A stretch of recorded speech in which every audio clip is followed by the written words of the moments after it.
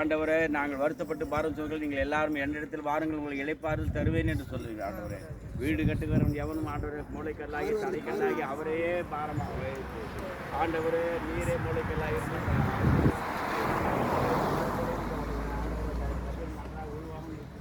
ஒவ்வொருவரையும் நீங்களே என்னுடைய ஆலயமாக இருக்கிறீர்கள் என்று பரிசுத்த ஆவியான உங்களோடு ஒரு வாசம் செய்கிறார்.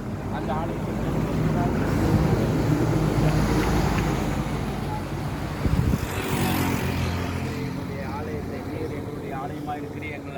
எங்களுடைய ஆலயத்திலே பரிசுத்த ஆவியான வாசம் பண்ணுகிறதுனால நாங்கள் பரிசுத்தமாக இருக்கவும் நீர் எங்கள் உள்ளத்திலே எங்கள் இல்லை ஆண்டவர் ஆலயத்திலே நீர் பரிசுத்தமாய் ஆண்டவரை வந்து எங்களை ஆண்டவரை பரிசுத்தப்படுத்தவும் நீர் விரும்ப வேண்டும்.